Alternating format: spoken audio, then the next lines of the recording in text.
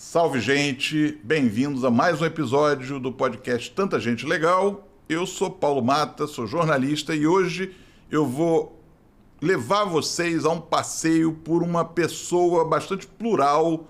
Eu acho que é uma definição, um adjetivo interessante para uma pessoa que estudou engenharia química, se pós-graduou, virou doutora em engenharia de produção, é doutora em história, é escritora, é pesquisadora interdisciplinar, tem abordagens das mais variadas sobre os mais variados temas. Isso, obviamente, faz dela uma pessoa muito legal, gente muito legal, que tem muito a compartilhar aqui conosco.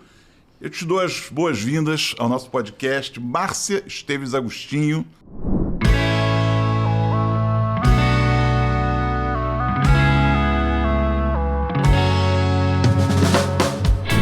Como é que você está? Tudo bem? Melhor ainda por estar aqui agora. Obrigada pelo convite tão carinhoso. Vai ser uma conversa muito legal. A conversa vai ser ótima. Você tem muita coisa. Eu normalmente faria isso um pouco mais tarde, mas ela foi mega gentil de me presentear com 2 livros. 12 livros ou os 2 livros até o momento? Dois livros, sendo que já tem um terceiro que deve sair entre outubro e novembro. Foi para a gráfica essa semana, que já vou dar uma surpresinha aqui sobre o título. Claro. Homens que sentem saudade. É sobre a emoção que une a nação portuguesa e, de certa forma, brasileira também, né? Todos aqueles que falam português, né?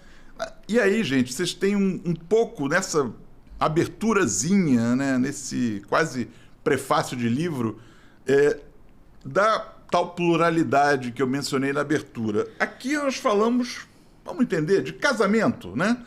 Aqui nós falamos de gestão e ciência. E Márcia passeia pelas mais diversas áreas com desenvoltura. Eu tive a oportunidade de fazer o dever de casa, claro. Então eu assisti a outras entrevistas, eu vi artigos que ela publica e tudo mais. Eu queria começar te perguntando o seguinte: primeiro, de onde veio essa tua inquietude? Porque não é comum você ser bom em muita coisa e, sobretudo, em áreas tão díspares, né? Se a gente quiser dizer. Você está falando aqui, você tem uma cabeça cartesiana, tá aí tua engenharia, estão aí os seus diplomas de engenharia. Você tem uma cabeça de gestão e uma cabeça humanística, tá aqui o casamento, tá o livro que você vai lançar. Sim. De onde vem isso? Essa vontade de falar e aprender muitas coisas ao mesmo tempo? Bom, eu agradeço a sua generosidade. Eu, sinceramente, não sou boa em muita coisa, mas eu sou, sim, curiosa por muita coisa. Na verdade, eu acho que o que eu sou mais curiosa são sobre as coisas do cotidiano. Só que, talvez o que me diferencie da maior parte das pessoas, não é nem tanta curiosidade, mas é a inquietude, sim, você usou uma palavra boa, inquietude em saber o porquê das coisas do cotidiano, né? Eu vou sempre além, né? Eu era aquele tipo de aluna chata, né? O professor explica alguma coisa e eu digo, mas por quê, professor? Onde você estudou? Metropolitano no Meier, com Meier? Orgulho absurdo. Meus amigos, colegas de sempre do velho colégio metropolitano, meu beijo para vocês. Eu tenho um orgulho enorme. Que legal. E, aliás, tem uma piada interna, né, na minha família, né, que diz que ex-aluno metropolitano está espalhado no mundo inteiro, porque a gente viaja por tudo quanto é canto, a gente encontra alguém do metropolitano. E sempre aquele orgulho, né? Tem aquelas piadas, tem mais aluno do metropolitano que gente, provavelmente, né? Isso a gente faz muito para jornalista. Isso é uma piada interna que jornalistas fazem sempre. Então, lá eu pude exercitar pude exercitar no sentido de... Lá eu tive a liberdade de exercitar essa curiosidade, essa busca pelos porquês. Embora tivesse, né, sempre as piadinhas, lá vem ela de novo, por quê, o porquê, mas eu me sentia muito segura lá, né? É o que você já chamou numa entrevista de pensamento crítico. Não é?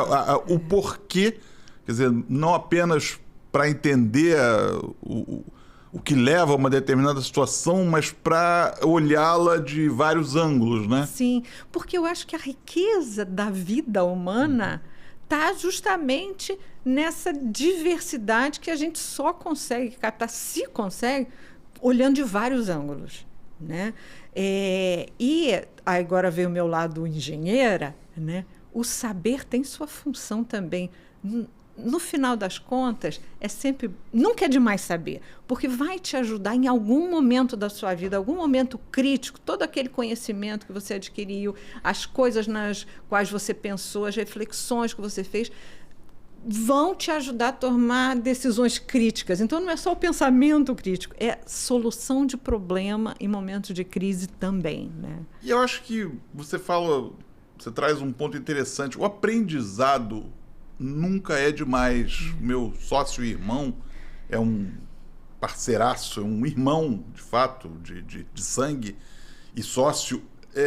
Queria abandonar a faculdade de engenharia. Estava lá na UFRJ, num determinado momento, e conversou com um professor de quem ele gostava, e o cara disse: não faça isso.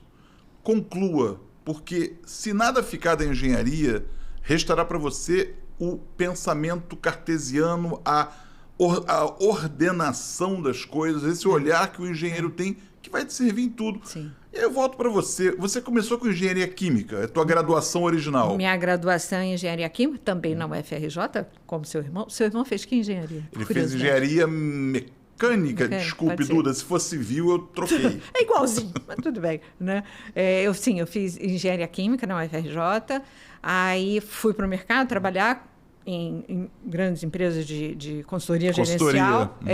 E aí, por essa curiosidade que eu tinha toda, ela não cabia dentro do mundo corporativo, porque no mundo corporativo você tem que entregar resultado, e tem timing, eu tenho prazo com o cliente, tal.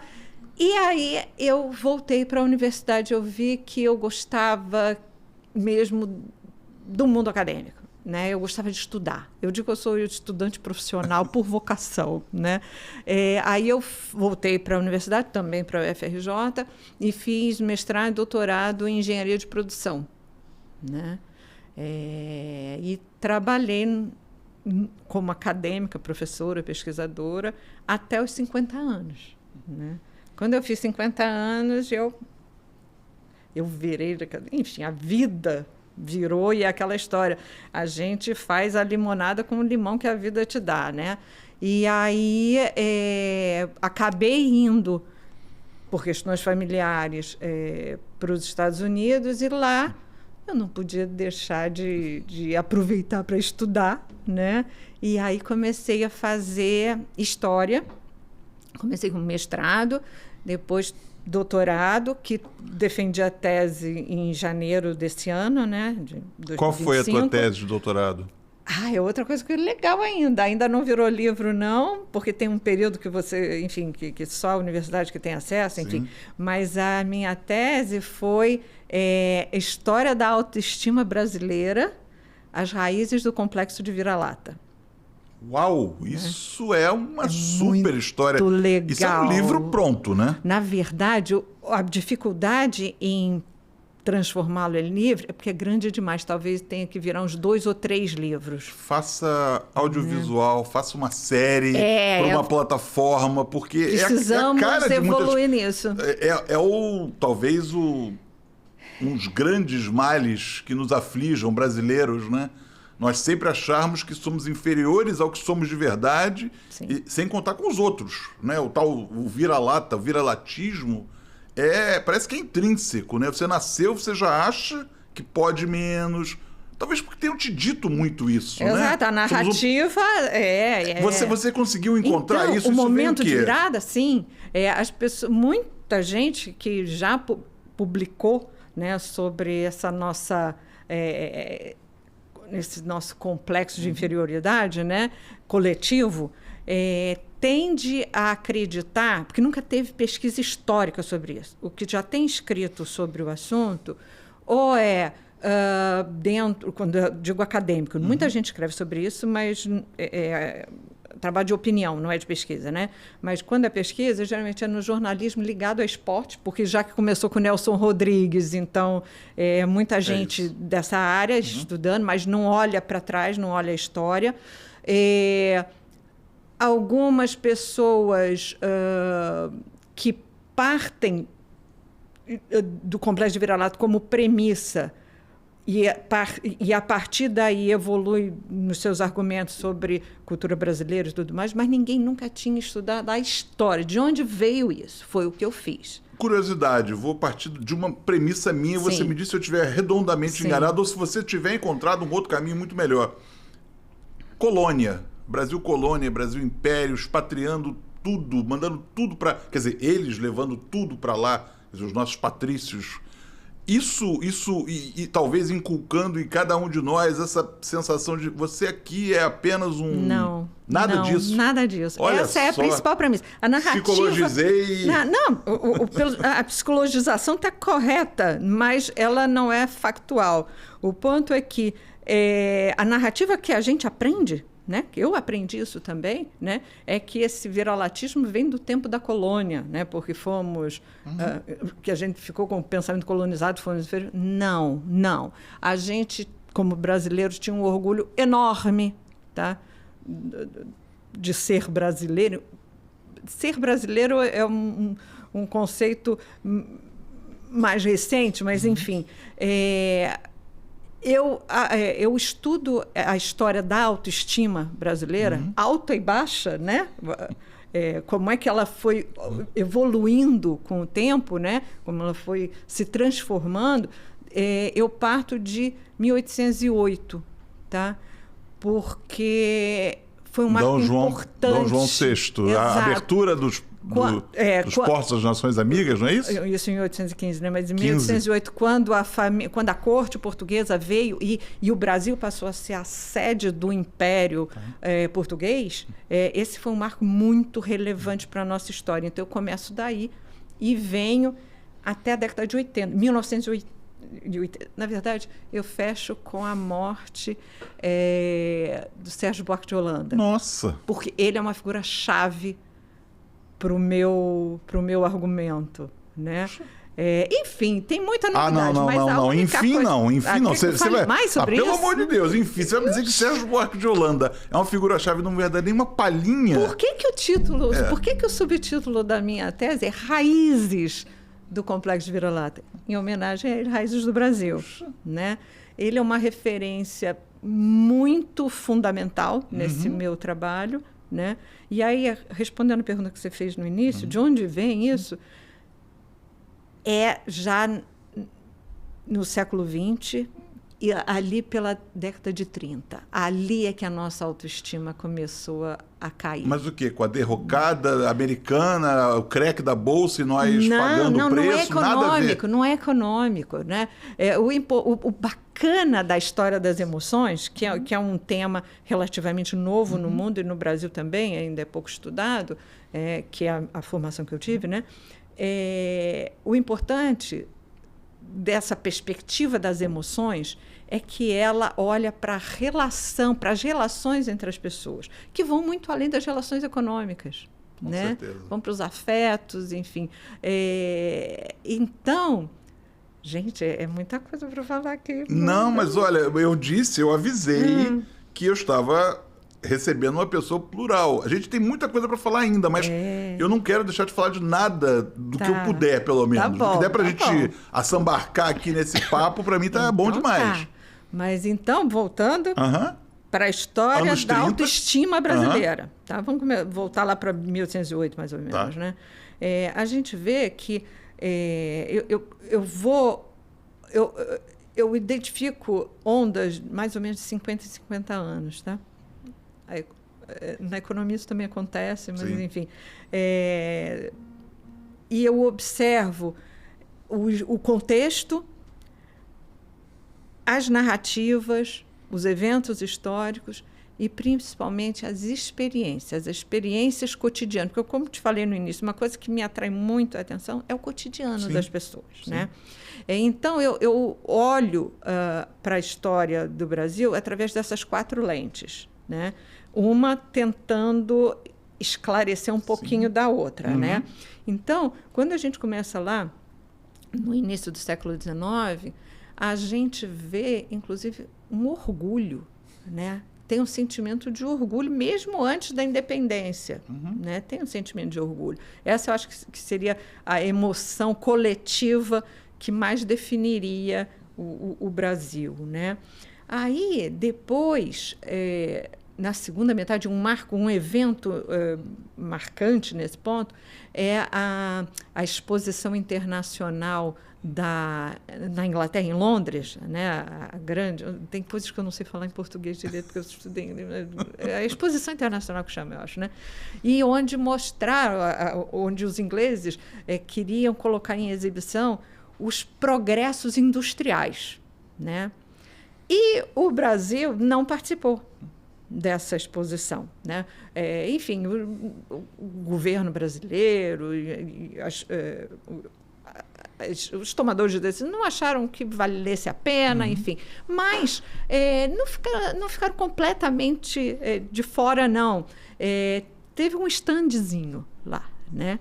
E quando você olha para o catálogo da exposição, o catálogo da exposição mostra, acho que, se não me engano, eram 3 trabalhos brasileiros. Os 3 eram sobre arte, não era indústria, era arte e arte nativa, ressaltando a natureza brasileira e a cultura ancestral brasileira. Nossa. Com um orgulho enorme no meio das belas artes francesas, né, que a disputa era França e Inglaterra. Claro. Né? E estava o Brasil ali, ó, poderoso, maravilhoso, sabe? Eu não vou imaginando, né? Sim. Não vou disputar lá com os artistas clássicos franceses, nem com os industriais ingleses. Nós temos algo muito mais autêntico para oferecer para o mundo. Então, você observa que até aquele momento tinha esse orgulho, tá? de ser alguém, vamos botar alguém personificando o Brasil, né? Alguém diferente do resto do mundo, mas que tinha uma contribuição muito interessante. Aí, gente, eu vou defender a tese aqui, assim, fazer uma defesa Você pode, se quiser, fazer os cortes dos 50 e 50. Então vamos. Já estamos indo para o início do século. Então vamos para 1900. Perfeito. Né? 1900, o que acontecia em 1900? A gente já está na República, né? Esse foi um evento político que teve um impacto muito grande no cotidiano das pessoas, porque a vida mudou, né? Depois de 1889, né? Eu arrisco dizer que é difícil separar, porque vem junto com 88, né? Mas a abolição da escravatura já era um processo que ia acontecer mais cedo, mas já estava indo, já tinha ido. Mas a República teve uma ruptura muito grande, né? E foram décadas de uma violência absurda, né? E que mudou o dia a dia das pessoas, né? Acabou provocando questionamentos sobre os valores, inclusive, né? E aí as pessoas já não tinham certeza de mais nada. Aí, né? Começamos a descer a pirambeira. Começamos a descer. E, ao mesmo tempo, já entrando no século XX, né? Os Estados Unidos começam a despontar, principalmente depois da guerra, começam a despontar como grande potência, com uma lógica e com valores muito diferentes das superpotências anteriores. A gente se dava muito bem quando a Inglaterra era grande potência, lá no início do século XIX. Funcionava muito bem, a gente se entendia, eram parceiros. Né? Com a França também, porque a gente compartilhava de valores, inclusive religiosos, ou não religiosos, né? Porque tem a coisa de uma certa aversão ao clericalismo, às religiões e tudo mais, mas uma visão metafísica, talvez, parecida com a francesa. Então, a gente, estamos nos entendendo aqui. Estamos juntos. Quando entra os Estados Unidos com a, como diria Weber, com a ética protestante, né, do trabalho, né, aí para a gente dar uma reviravolta, porque o que era considerado bom não é mais, os valores do que significa um mundo civilizado mudaram, né? E aí a gente não conseguiu se encontrar. Eu acho que até hoje a gente luta para encontrar um lugarzinho desse novo esquema, novo que eu digo porque é recente, de certa forma, um século, né? Então, muita da nossa inferioridade, a nossa percepção de inferioridade vem em referência, né, tendo como referência os Estados Unidos, e não Portugal, porque a colônia, ou a França, ou nem mesmo a Inglaterra, que também é protestante, mas em relação aos Estados Unidos. Né? Eles impuseram a nós o American Way of Life, nós o aceitamos meio que sem contestação. Isso está na raiz também, é parte, porque ao mesmo tempo que o jeito americano é um aspiracional, né, nós crescemos querendo ver, tomar Coca-Cola, um milkshake, e a Disney, coisa e tal. Ao mesmo tempo que tem isso, tem, né, os Estados Unidos como um aspiracional, talvez, e aí eu te pergunto, se isso também não tem uma coisa de uma dependência que se estabelece, que aí talvez não seja benéfica e eventualmente se misture aí com esse complexo, ou pelo menos acentue esse complexo. Faz sentido? Faz sentido, e isso que você está falando do American Way of Life, ele não foi colocado só para nós, foi para o mundo todo. Sim. Né? Inclusive para os europeus. Né? Só que nós parecemos ter absorvido de maneira mais intensa, né? Não sei, mas a gente está aqui pertinho e o que nos interessa é a gente, né? Então, sim, mas não exclusivamente, né? E nem foi imposto ao Brasil. Foi colocado como na vitrine para o mundo inteiro, né? E é curioso que eu estava 2 anos atrás numa conferência na Finlândia sobre história da experiência. É um grupo ligado à história das emoções, enfim. E aí eu apresentando uma parte disso que ainda viria a ser a minha tese, um trabalho específico sobre metodológico, né? Como estudar as emoções coletivas, né? E aí eu contei sobre o caso do Brasil, tal. E aí os finlandeses rapidamente, peraí, mas então a gente também tem complexo de vira-lata. Né? É porque a gente está muito isolado no nosso mundo. Claro, mas claro. A gente não percebe que vários outros países, não só a Finlândia, conversando com uma professora russa também nos Estados Unidos, né, na minha universidade, e quando eu falei no início ainda do projeto, o que era, ela falou assim, mas peraí, o meu país também tem complexo de vira-lata. Enfim, o complexo de vira-lata considerado como alguma percepção de inferioridade, eu acho que sempre vai ter quando você tem uma escala, um ranking, né, de nações. Você sempre vai tentar se localizar. Onde que eu estou aqui? Você vai ser sempre inferior a alguém, superior a alguém.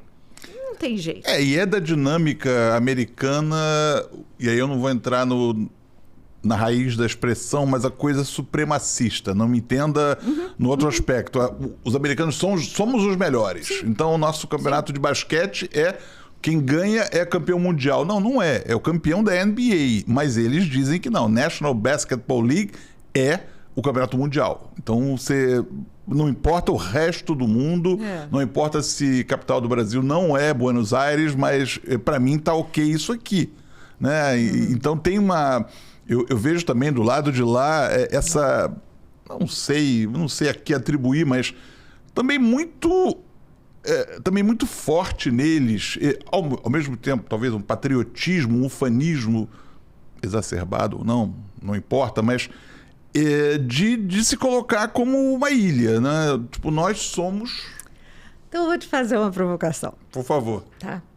Eu imagino que você, quando estava lá naquela época, já não era mais ginásio, né? Hoje seria o Fundamental 2, sim, vamos pois dizer. Né? Vamos ter que atualizar o Fundamental 2. você, com a altura que você tem, né, você devia olhar os outros meninos assim de cima. Com certeza. Né? Provavelmente, você não vai lembrar dos meninos que estudavam com você na série abaixo da sua, né? Agora, certamente, se você perguntar a algum deles quem era você, eles vão lembrar. Então, é aquela história. Isso. Quem está por cima... Não tem uma piada do quem apanha... Como é que quem Quem bate, apanha, não lembra? quem Como é que é? apanha nunca esquece, quem bate esquece, quem apanha nunca Exatamente. esquece. Então, isso faz É parte isso. da vida. É do assim, jogo. é do jogo. É do jogo. É do jogo, entendeu? Do jogo. Eu acho que... Agora, puxando a brasa para minha sardinha. Por que eu acho importante estudar a história das emoções? A gente começa a perceber as coisas que são do jogo. Sim. Tipo, não é nada contra mim, pessoalmente, não é nada contra o meu país, pessoalmente. O jogo é assim. E aí a gente Perfeito. tenta se adaptar. Perfeito. Agora, ficar se sentindo coitado só faz mal pra gente. Né? Tipo, lá entre os dois garotos, o grandão, o pequenininho, o que bate, o que apanha, enfim. O pequenininho que apanha, ele vai ficar muito pior se ele começar a se achar coitado. Coitadismo. Agora, se ele rapidamente enfrentar, Com tudo bem, certeza. ele vai levar uns tapas, Sim. mas enfim. Mas ele vai ter que ouvir Davi e Golias 500 vezes na vida dele. Exatamente. Quanto maior o tombo e coisas assim, né? A gente então, vai ter quer que... dizer, eu acho que esse é o tipo de conhecimento que nos é útil, tá? Tanto do ponto de vista geopolítico, mas também no cotidiano de cada uma das pessoas. Né? Eu não vou enveredar. A tentação é enorme e por trazer para aqui, para 2025, para esse momento, para essa crise que a nossa relação com os Estados Unidos está vivendo pela primeira vez na história.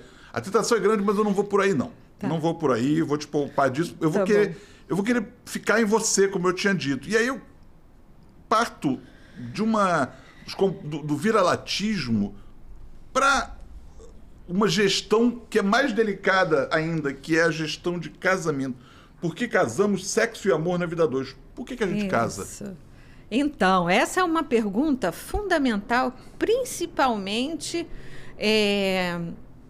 a gente está falando dos marcos históricos, né? Eu diria que, principalmente depois da década de 60, de 1960, essa pergunta passou a ser fundamental. Por quê? Porque o casamento passou a ser questionado, a instituição casamento passou a ser questionada. Até então era default. Case-se, ponto. Não importa como, com quem, mas case-se. A partir daí, né, todo o movimento contra a cultura, todas as liberações que existiram a partir daí e tudo mais, né, passaram a questionar algo que eles, né, as pessoas em geral, consideravam uma imposição da tradição. Né? Ok. Né? Eu que nasci na década de 60, nasci dentro desse universo, assumi como sendo normal. Mas aí vem aquela coisa da crítica, né? Mas claro. Por quê? Por quê? Por quê? E uma coisa que, principalmente depois que eu casei, né? Vem a pergunta, e vendo como tanta gente ainda se casava, por que casamos? Por que os humanos continuam se casando em todas as culturas, em todas as geografias, né? Apesar de tanto ser falado contra o casamento. Né? É o que? É sadomasoquismo? Então, o que é? Né? Eu acho bom. Minha mulher está aqui, ela não há de ficar zangada, mas eu gosto tanto da instituição que eu estou no 3º casamento. Porque eu acredito no matrimônio. Eu acredito. Aqui, entre parênteses, tem o fato de que eu não curto ficar sozinho, não acho que tenha graça nenhuma. Mas, assim, eu acredito no casamento, eu acho bacana. Sim. A colherzinha, a escova de dente, tudo bonitinho, acho bacana, acho divertido. Sim. Agora, você fala sexo e amor na vida 2. Bom, preciso cair no teu subtítulo. Vamos lá. Por quê? Porque o casamento, ele tem vários aspectos, né? Tem a regra do jogo. E a regra do jogo... Quando eu falo casamento aqui, é no lato sensu, tá? Qualquer relacionamento a 2. Sim. Tá? Perfeito. Não precisa ter papel, não precisa ter sido único, enfim. Quando duas pessoas assumem o compromisso recíproco de terem uma vida a dois, eu chamo isso de casamento. Isso é casamento, perfeito. Tá? Agora, é diferente da amizade, é diferente do colega de quarto, né? Com quem você divide o apartamento. Qual é a diferença? É o sexo. Tá? Então, tanto o sexo quanto o amor fazem parte desse arranjo entre duas pessoas. Você não pode excluir um ou outro. Não pode ser só sexo sem amor também. Também não é casamento isso. Pode ser o que se chamar... Mas por que não é casamento? Porque não vai ter o compromisso. Esse compromisso recíproco que eu falei, quando ele existe, ele por si só já é sinal de amor. Só há casamento se houver sexo? Em algum momento houve. E... Não precisa ter a prática do sexo. Ah, bom, aí você me responde. Sexo não é a prática sexual, tá? Noveleiro que sou, tô reassistindo a Vale Tudo, quer dizer, na verdade, a nova versão. E o Matheus Nastergaile é assexual. Me atualiza aí, porque eu não vejo, tá? Então, Matheus Nastergaile vive o sócio da personagem que foi da Regina Duarte, que hoje é da Thaís Araújo, e ele se diz assexual porque ele é se casado? descobre. Ele não é casado. não é casado, tá. Não é casado e não se relaciona. Tá. E aí conhece uma menina que se diz assexual para ele também. Aí eu pergunto, eles podem casar, ainda que não haja o desejo ou não haja a realização do sexo propriamente dito, do enlace carnal? Poder, com certeza pode. O que você está perguntando, na verdade, é se isso entraria nessa categoria. Perfeito. Tá? As categorias são abstrações. Tá? Então, você define... Então, uma pessoa pode definir isso como sendo casamento, outra não. Perfeito. Ou pode ter uma definição que, em todos os outros indicadores ou critérios, parecem respeitar aquela categoria, mas tem uma exceção. Aí é o caso a caso. Aí você, como é que chama? Você avalia caso a caso. Agora, isso é um ponto importante que você levanta, porque um livro como esse, ele é do geral, não é do particular. Tá? Ele fala, eu busco encontrar a razão por que casamos na forma mais geral possível. Você certamente vai encontrar inúmeros casos que não vão cair aí dentro. Tá? Mas isso não nega a regra. Sim. A exceção não nega a regra. A exceção não nega a regra, claro. Tá? Claro. E o que é importante da gente conhecer da regra? Tá? É aquela história. É sempre bom você saber quais são as regras do jogo para poder jogar melhor. Até para poder escapar da regra. Claro. Você tem que conhecer qual é. Até para poder dobrar pra burlar, a regra, você precisa conhecer. Se você não souber, você não burla. Não tem nem como, né? Claro. Então, o meu esforço aqui, que eu acredito que tenha sido a minha contribuição nesse livro, é trazer para o debate, para o pensamento crítico das pessoas em geral. Não é um livro acadêmico. Tá? Não é uma tese. Não parece. Tá? Pouco que eu vi... Ele é fluido, inclusive. Eu tento escrever de uma forma que todo mundo consiga, de alguma forma, se identificar com certas perguntas, fazer aquele... sabe? É por isso, sabe? Entendi. Muitas pessoas que leram já comentaram isso, do tipo, então é por isso. Ou seja, né? você é uma... provedora de respostas, então você está trazendo... né? Pois com os teus porquês, né? Com os teus porquês, como pesquisadora interdisciplinar. Eu compartilho as minhas respostas. E você está trazendo o viralatismo, você está falando das relações a dois. E aí, deixa eu usar pegar outro lobo cerebral teu, vamos cair aqui na tua atividade, a atividade que você desempenhou também corporativamente, e que é base também da tua experiência, e no teu aprendizado, imagino eu, acadêmico, falando de gestão, né? Gerir como cientista significa o quê? Perguntar? Tá. Isso significa muita coisa. Esse aí, especificamente, leia, por favor, o subtítulo. Claro.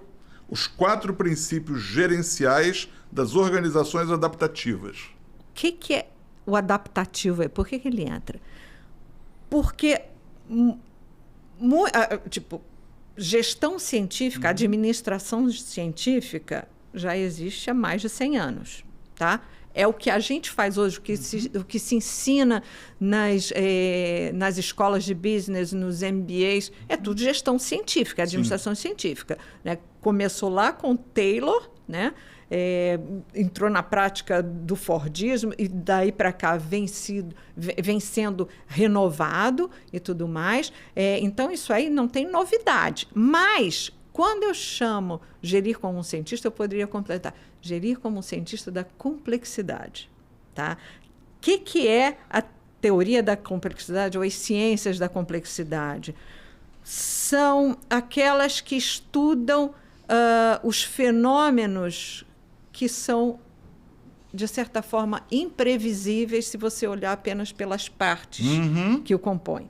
Né? As ciências da complexidade, elas precisam entender as relações entre as partes para entender o fenômeno que aparece, o que emerge, o termo que a gente usa é emerge. E uma das coisas que emergem e que as organizações precisam muito, hoje em dia, principalmente em tempos de grande incerteza, é a capacidade de se adaptar.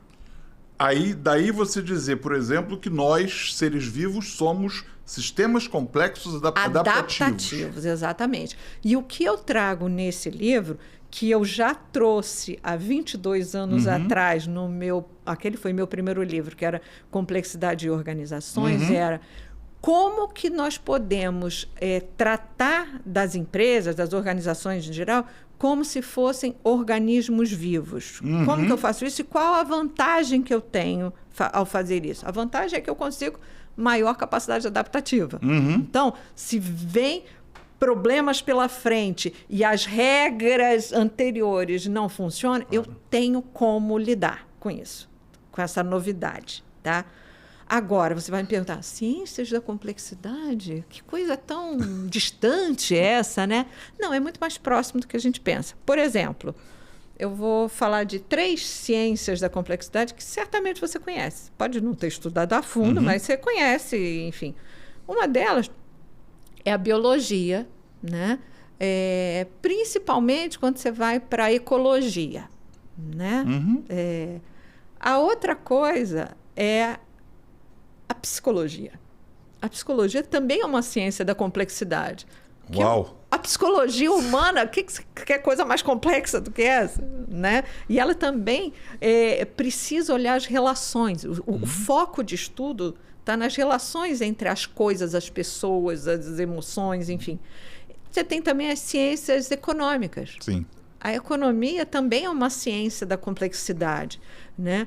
Então, a minha contribuição nesse livro é trazer o que há de comum entre essas ciências, os princípios que muitas vezes os economistas, os psicólogos, os biólogos nem sabem que existem princípios que os unificam. Sim. Né? É isso que a gente chama da teoria da complexidade. Tá? A teoria da complexidade, de alguma forma, unifica todas essas e outras ciências que estudam sistemas complexos. Tá? Aí eu trago 4 princípios apenas, tá? Porque são princípios que eu acho que são funcionais para as organizações. Você pode utilizá-lo. Eu sou engenheira, né? Eu quero resolver problemas e eu quero ser prática, eu quero utilizar. Então, são princípios. Eu não trago ferramentas, não trago receitas, mas eu trago os princípios. Que as pessoas entendendo aqueles princípios, elas conseguem encontrar ou selecionar suas próprias ferramentas. É o que eu espero, né? E isso tudo, esse baita arcabouço teórico que você foi acumulando na vida, você encontrou caminho, né, para compartilhar. Me fala da Inova Educacional, por favor. Como você trabalha o ensino à distância? Quer dizer, como é que você tem capilarizado isso em polos também? Conta um pouquinho da empresa, por favor. Na verdade, a Inova ela foi fundada como uma oportunidade, tipo, para aproveitar uma oportunidade, era para ser uma coisinha pequena, enfim, né? Está crescendo, mas a oportunidade que surgiu com a ampliação do ensino à distância no Brasil, né? Praticamente todas as universidades hoje brasileiras têm ensino à distância. Tá? E um dos requisitos legais, inclusive, para você operar com esse formato de curso, é que você tenha um lugar físico próximo aos alunos. Então, por exemplo, eu tenho uma universidade, vamos dizer, em Santa Catarina, tá? Mas eu tenho alunos na Amazônia, tá? É à distância, né? Só que não quando a gente fala 100% à distância, 100% digital, não é totalmente 100%. Por quê? Porque é um requisito, tá?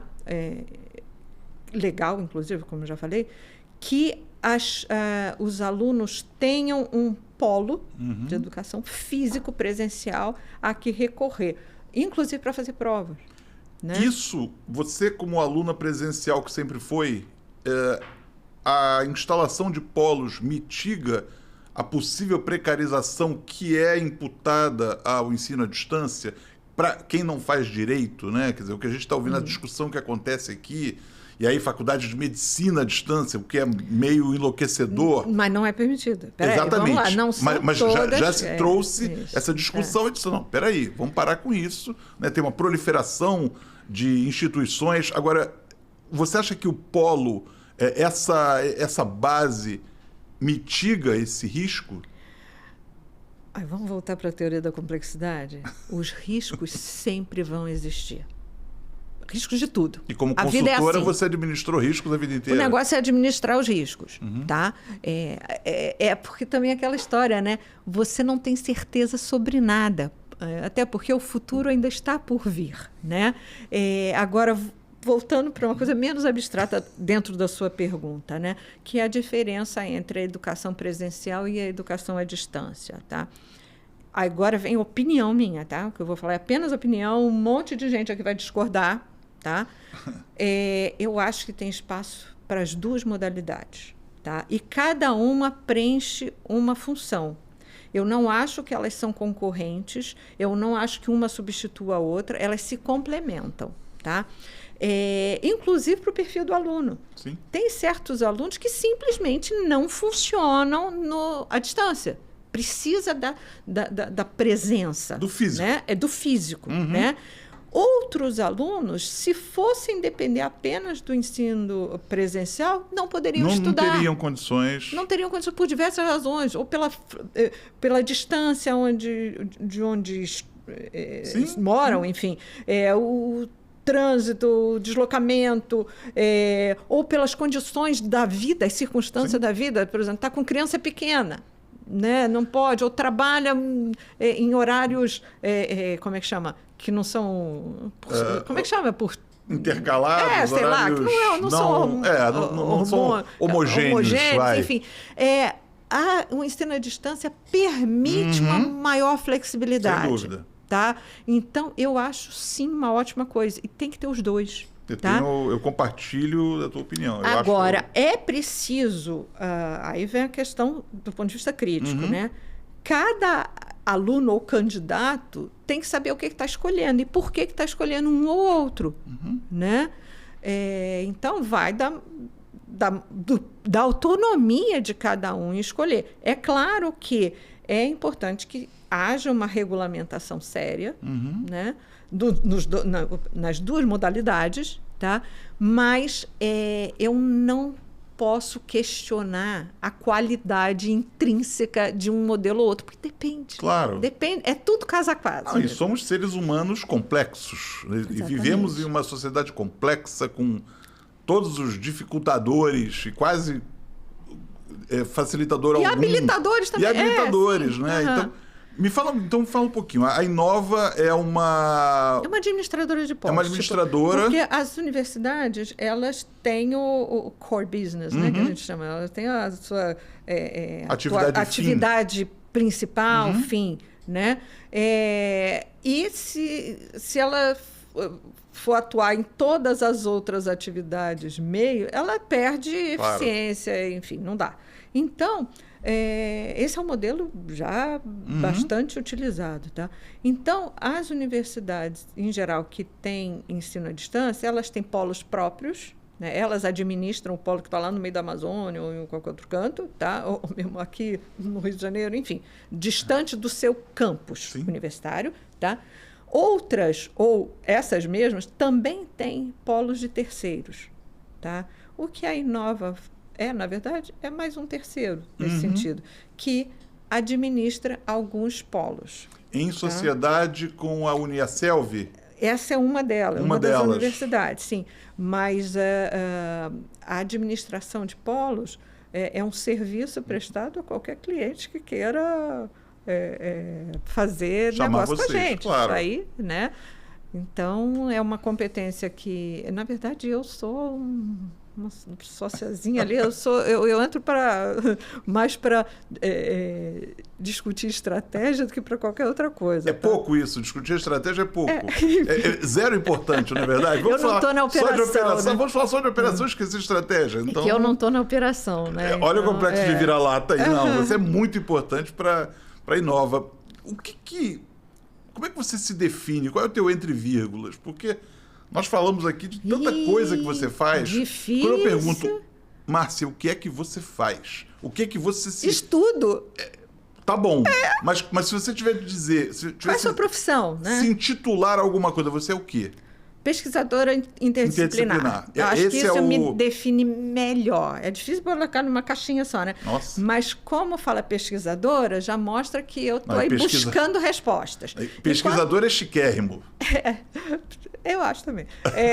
E quando fala interdisciplinar, mostra que qualquer disciplina pode ser alvo da minha curiosidade e eu posso utilizar como meio. Então, eu acho que, na falta de uma definição melhor, vamos com pesquisador interdisciplinar. Né? Mas eu também gosto do professora, escritora, mãe, esposa, amiga, filha, irmã. Eu do mesmo marido há quanto tempo? 31. Então, 31 anos. Então, lá atrás, quando você tomou a decisão de se casar, quando você respondeu a pergunta, você seguiu. Eu não sei nem se eu respondi a pergunta ou se a pergunta me carregou. Foi assim, sabe? Mas não me arrependo. Isso é o mais importante. Então, como é que é o teu dia? E eu pergunto por conta desse leque mega amplo de atividades. Como é que você se divide? Você fica mais no Rio? Você viaja muito? Agora eu estou viajando demais, viu? Eu estou até cansada. Mas você quer saber a minha rotina? Como pouquinho da tua rotina. Tá. Você ainda leciona, não? Você saiu da academia, né? Desde que eu fui para os Estados Unidos, certo. Isso. Eu parei de lecionar, né? E eu só voltei agora, né? Enfim. Quer dizer, voltei para o Brasil... porque eu terminei o doutorado em janeiro agora, né? Então ainda estou, né? E com os livros começando a me tomar mais atenção e tempo, eu acabei não voltando para a sala de aula, mas a sala de aula é um lugar que eu amo de paixão. Não sai de você. Não sai de mim. Meus alunos continuam meus amigos até hoje. Legal. Né? Legal. É uma delícia quando algum te procura depois de tantos anos. É muito bom, né? Alguns se tornaram amigos mesmo, né?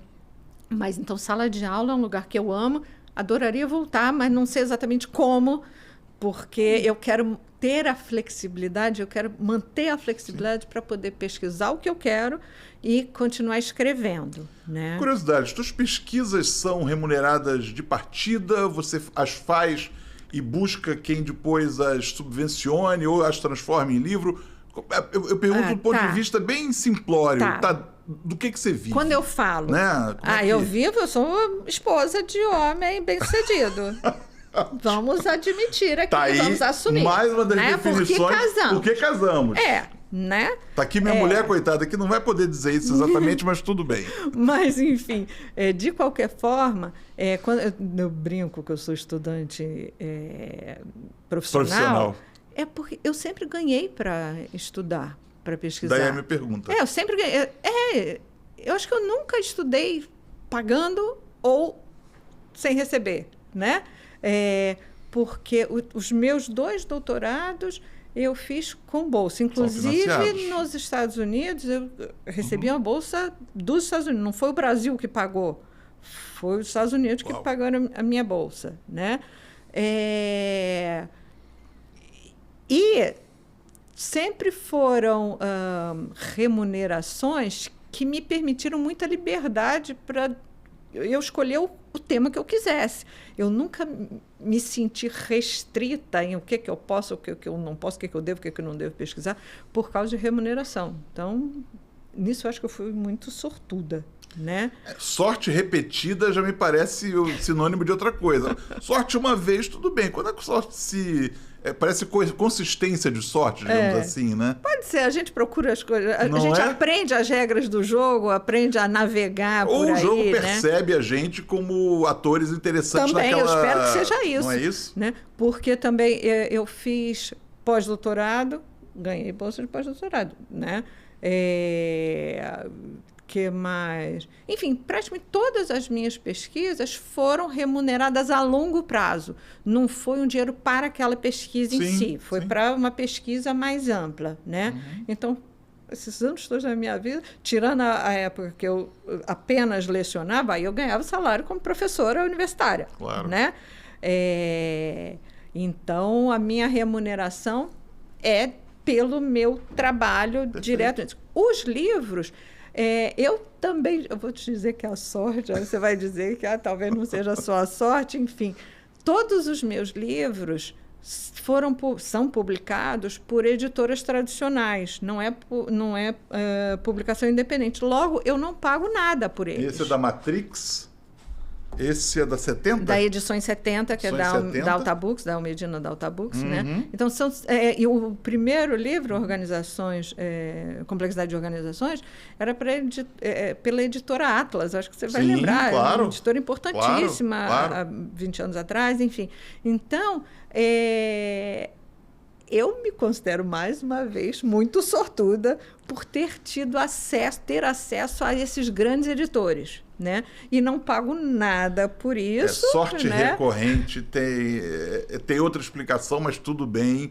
Não vamos gastar, não vou ficar rasgando mais cedo ainda. Agora, Márcia, a gente está chegando aqui ao fecho desse papo delicioso. Eu não posso terminar isso aqui sem dizer uma coisa para você. Diga. Eu fiquei 50 minutos olhando para você e vendo uma outra pessoa. Ai, meu Deus. Eu não tenho, não há condição, e eu espero que quem esteja assistindo tenha percebido esses olhinhos meio fechados. Quem é tua irmã? De olhos bem abertos. E olhos bem abertos. Quem é tua irmã mais nova? Adriana Esteves Agostinho. Aquela Carminha? Ela já foi Carminha. Entre outras coisas. É. Você pegou todo no Meyer, no Metropolitano. Você era CDF e ela era... Ela era CDF também. Ela era CDF? Como não? Sabia. Jura? Isso vem de berço. Família inteira CDF. Porque eu já ia usar o preconceito. Tenho uma filha atriz. E já ia usar o preconceito de dizer que não, que o ator não quer estudar muito. Não, mentira. Tanto é que ela é tão CDF que, mesmo já sendo contratada pela Globo, ela continuou fazendo faculdade, se formou em comunicação, né? É uma das poucas atrizes globais com diploma. Mas né? aí você vai me perguntar, vai me permitir a piada interna, que é o seguinte: ela se formou em comunicação, então ela não estudou. É uma autorreferência vira-lata. Mas olha, você sabe que quando a gente tem 2 anos de diferença, né? E principalmente era científico, né, na época. Sim. Ensino médio científico, hoje, né? Ensino médio. Vamos No Eles Metropolitano. procuram, eles pesquisam. Quem É, quiser que não era, saber do né? que se trata, Passar. joga no Google, vai. No Metropolitano tinha caderneta, né? Não sei se onde Claro. você estudou também. Aí tinha... Santo Agostinho, tinha? É, o mesmo estilo, Tinha. né? Metropolitano, Santo Agostinho no Leblon, Metropolitano no Meia. Era o Tamo equivalente, né? Inclusive, professores Sim, eram sim. comuns e tudo. E na caderneta tinha lá as notas, né? Nota do bimestre, não sei o quê. Nós duas disputávamos. Jura? As duas ficavam ali, né? Tipo, quem tem mais 10, né? Quem... Nossa. Ih, 9,5, eu sou, sabe? Aquela coisa. Isso foi até ela começar a carreira de modelo, né? Sim, Antes de atriz. sim, sim. E aí não dava conta. Não tem condição. Aí, quer dizer, aí ela trocou o 10 pelo 8 e ficou tudo bem. Eu não fiz bullying com ela por causa disso. Não, e também se fizesse Carminha... Foi a última novela que você assistiu? Foi. Eu não podia falar isso. Você pode dizer que foi a última novela na Eu TV acompanhei, aberta, porque eu você acompanha acompanhei. na Globoplay. Pronto, Tá você bom. no streaming você vê Tá tudo. certo, Pronto, é. vamos ficar É isso aí. vamos ficar dessa maneira. Gente, eu quero fazer o serviço, eu quero saber de você onde é que quem nos assistiu adquire esses livros, nos sites das editoras, estão na Amazon, como é que Então, eles... Estão na Amazon, eu acho que é o jeito mais fácil. É o melhor de todos. Porque você compra no dia seguinte, está na sua casa, em qualquer lugar que você esteja no Jeff Brasil. Bezos não está pagando coisa alguma para esse podcast aqui singelo, mas vá à Amazon. Mas você pode ir à livraria do seu bairro e pedir o livro, que também 2, 3 dias o livreiro vai trazer para você na livraria que você frequenta. Então, estamos no Brasil todo. Tanto pela Edições 70, quanto pela Matrix, vai chegar o livro para você. O mais novo vem quando? Que vai ser esse sobre a tese. Provavelmente. Não, da tese. Não, eu quero saber o da tese. Ai, não, da tese eu ainda tenho que estruturar na forma de estrutura, livro. estrutura. E tem que traduzir, que está em inglês. Nossa. Tem que traduzir ainda. Mas, enfim, temos Homens que Sentem Saudade, que eu acho que você vai adorar. Homens que sentem Homens saudade que Sentem ótimo. Saudade, a história que une uma nação. Esse é um livro de história das emoções mesmo, né? E é um livro de micro-história. Então, eu acompanho a vida de 2 portugueses que vieram para o Brasil em 1850, verdadeiros, tá? Sim. Personagens reais, né? O pai e o filho, que vieram separados. O filho veio com 10 anos de idade. É uma história bem interessante. Que legal. Um mega trabalho de pesquisa teu. Sim. Como é que esses personagens caíram na tua vida? Como é que foi isso? Alguém soprou para você? Sim. Existe isso? Sim, foi o seguinte. A sorte. A sorte. Eu já estava no meio do doutorado, né? E estava fazendo alguns trabalhos em microhistória, né? Porque microhistória é um método bem legal para você estudar a história das emoções, porque a microhistória ela estuda a história de personagens desconhecidos, aqueles anônimos, né? E aí eu estava aqui, a gente vinha todas as férias para cá, né? Aí estava almoçando na casa dos sogros de meu sócio, inclusive, e o seu Antônio, e ele fala muito sobre a família dele, que veio de Portugal, e não sei o quê. Até aí contando história. E eu sempre, é mesmo, me conta mais. E por quê? Foi um dia inteiro de conversa, e lá para as tantas, eu perguntava tanto, e a gente tinha que ir embora, já estava de noite e tal. Aí ele disse, vou te apresentar o meu primo, que fez uma pesquisa, né, com todos os documentos da família, tal, e publicou um livro deste tamanho assim. Vou ligar para ele. Ligou para ele. Naquele dia eu saí do tal almoço, já era de noite, fui na casa do primo dele, seu Adão, que eu conheci ali, meu amigo querido, seu Adão. Ficamos amigos depois disso. E aí ele me passou toda a documentação que ele tinha da família, né? 7 gerações. E aí eu fui acrescentando outras fontes depois disso. Enfim, é um trabalho que eu amei fazer. Né? É um livro fofo. Desculpe, se isso não é audiovisual, eu não sei o que é. Esse livro valia um filme, viu? Tudo, Érico Veríssimo, todas essas histórias. Recentemente, a gente estava vendo também. Vai, obviamente, agora me faltar o nome. Meu Deus, que vergonha, mas. essas sagas familiares são interessantíssimas. É lindo. Isso aí você já vai pensando nos personagens. História de português é pouco estudada no Brasil, né? A gente meio que assume como é português. Mas as histórias ensina tanto sobre as relações, né? E aí no final eu dou uma teorizada, sabe? Então tem um pouquinho de teoria para quem gosta também, mas no final, sabe? E é um livro cujos personagens dariam bons personagens para um filme, um documentário, sabe? Não quero dizer nada, mas você tem muito próximo alguém no colo de quem você pode botar assim, como quem não quer nada, quem sabe, não? Mas é diferente, é outro ramo da indústria, né? Tipo, mas isso é uma coisa que eu estou considerando. Para audiovisual, tá ali, né? Não, isso é uma coisa que está no radar.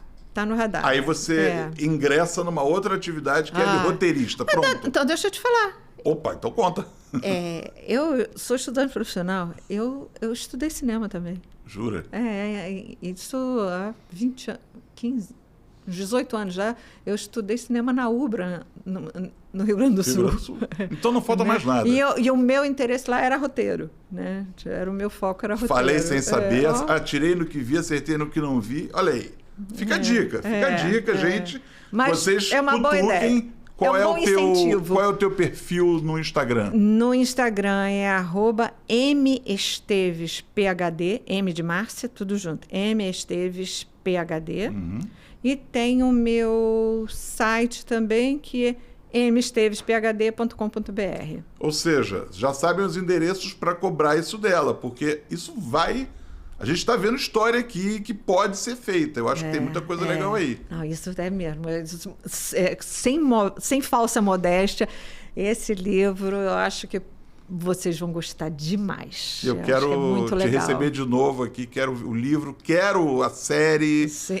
Vamos fazer ela acontecer. Como quer que ela se desdobre.